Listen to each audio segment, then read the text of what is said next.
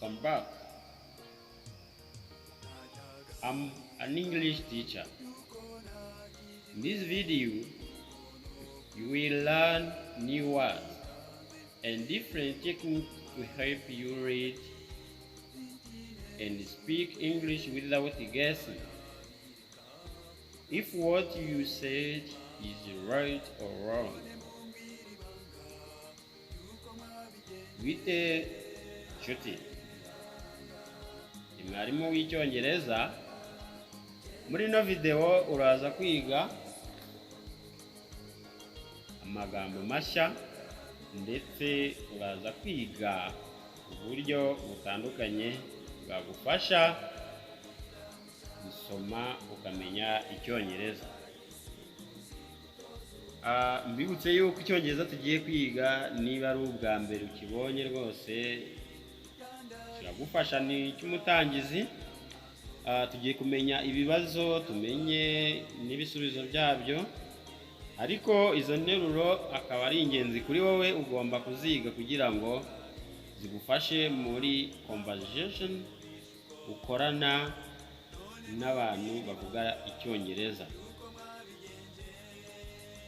Niba uri mushya kuri iyi channel, kande subscribe, liking, ukore share na comment. Ni ubuntu kuri wowe.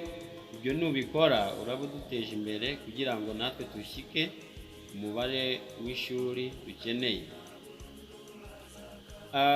Mbibutse yuko iyo ugiye kwiga icyongereza bigusaba kumenya buri kantu kose kugira ngo interuro zawe zigende neza kandi zisomeke n'umuntu ubwiye ni ikintu runaka ku buryo yacyumva, utiriwe urya indimi cyangwa se usange ushyizemo uduce. Izi nteruro ukayivuga ikwiri, hanyuma tugasoma icyongereza. Ushobora kuba ucyumva ntubashe no kugisobanura, ushobora no kuba uzi kucyandika ariko utazi no kukivuga, nabyo birashoboka. Ariko ahangaha niho ugiye kubona ko byose bigomba kuhakemukira, hanyuma ukabasha kwiga ibyo byose. Ayo makosa yose wagiraga akaba ariho ugiye kuyavura muri icyo kiganiro wagiranaga n'abandi. Let's get start our lesson. Mbibutse yuko iyo ugiye kuvuga interuro, for example, do you know him? Do you know him? This is a question. Iki ni ikibazo. Do you know him? Do you know him? Uramuzi? Waba umuzi uriya muntu? Him bikoresha iyo turi kuvuga undi muntu. Wenda muri nk'abantu babiri muri kuvuga ku ndi wa gatatu dukoresha him, ukamwereka urutoki. Do you know him? Waba uzi uriya muntu? Wowe ugomba gusubiza ngo yes, I know him. Yes, I know him. Turabizi neza yuko b'Abanyarwanda ntituzi kuvuga icyongereza nka ba nyiracyo, ariko tugerageze kukivuga kugira ngo dukorane. Kugira ngo ukorane nabo rero nuko ugomba kuba uvuga ururimi nk'urwo bavuga nyine. Nta kuntu uzajya gusaba akazi ngo ugende uvuge ururimi kavukire umuntu w'umunyamahanga ngo mubashe kumenya. Yes, uzahita uvuga ngo yes, I know him. Yego, ndamuzi. What's going on here? What's going on here? What's going on here? What's going on here? Wibuke ko niba hari tuba twakase ni nkaho bakavuze ngo what is going on here? Niki kijya mbere hano? Niki kijya mbere hano? Numva ko ari ikibazo. iki kijya mbere hano. What's going on here?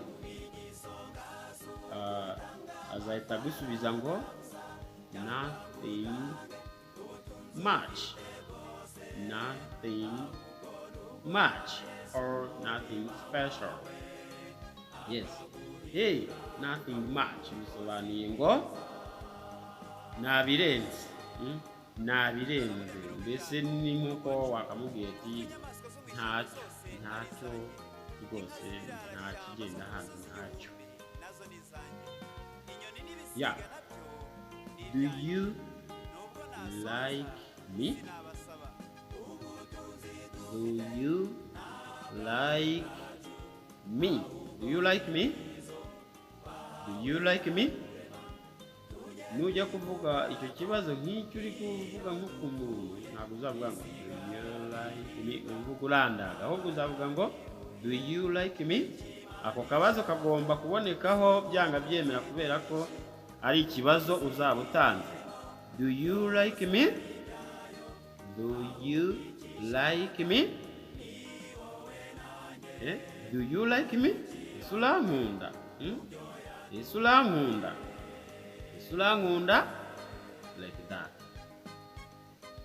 Ni kuvuga ngo iriya like ni umuntu ukunda, ariko wa wundi atari nka wa wundi by'inkoramutima. By'inkoramutima uvuga ngo love, kuko love ikora ku muntu ukunda wawe bwite koko nta wundi mubandikanyeho. Hariya rero niyo mpamvu bavuga ngo do you like me? Urankunda? Yazahita gusubiza ngo yes I like you. Yes I like you. Yes I like you. Yego ndagukunda. Yego ndagukunda. For example, do you like him? Do you like the girl? Do you like your parents? Do you like to drink water? Ingero ni nyinshi ahangaha wakuramo kugira ngo interuro yawe ibe yakoreka neza, ubashe kubaza igisubizo ukibone neza nk'uko wabajije. What do you do? What do you do? What do you do? Ukora iki? Ukora iki? What do you do? I am student. I am student.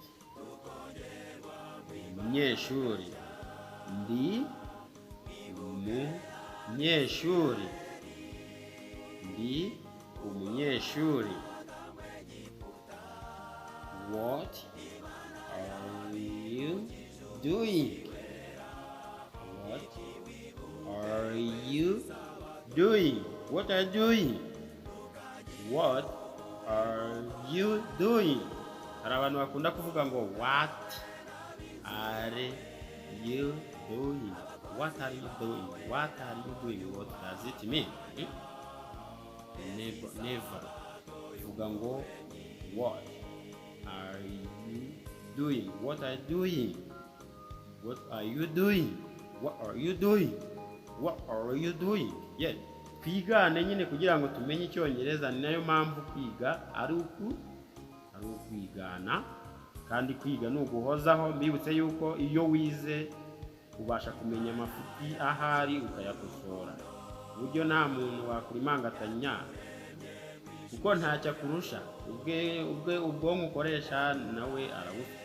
Niyo mpamvu rero ugomba kwiga kugira ngo umenye icyongereza ahangaha kugira ngo kikugirire akamaro. Hano rero yaramubajije ngo what are you doing? What are you doing? What are you doing? What are you doing? Ukora iki? Ukora iki? Ndaramusubiza ati I am reading books. I am reading books. I am reading books. I am reading books. Yeah. Ndifuza ko nawe wavuga gute? I am reading books. I am reading books. I am reading books.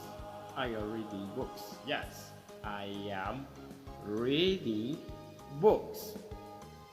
I am reading books.